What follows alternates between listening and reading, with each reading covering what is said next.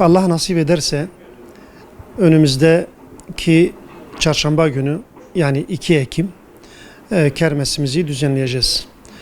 Kermes süresi ise 7 günlük bir izin almışız.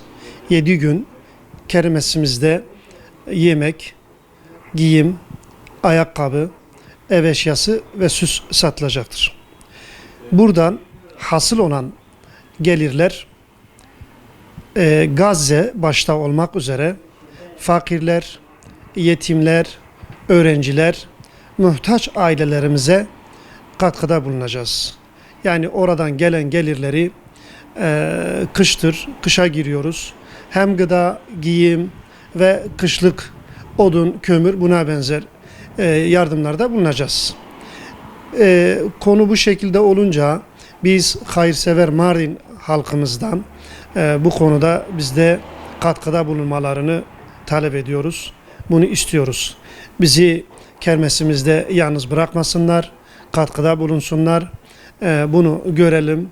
Bu gerek Gazze olsun, oradaki mazlum, mustadaf, perişan o Müslüman halkımızı sevindirelim. Barınmalarına, yiyeceklerine katkıda bulunalım, yardımcı olalım. Hem buradaki yetim, fakir, muhtaç ailelerimizi sevindirelim.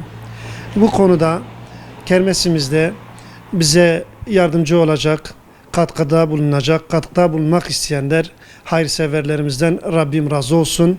Biz onlardan katkı bekliyoruz. Evet, çoğunluğu Gazze'ye göndereceğiz. Zaten geçen sene kermesimizin tamamını Gazze'ye gönderdik.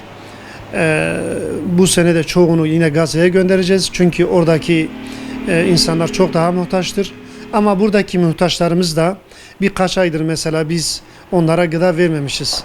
Halbuki daha önce normalinde her ay onlara gıda veriyorduk. Fakat 3 aydır biz onlara hiçbir şey vermemişiz.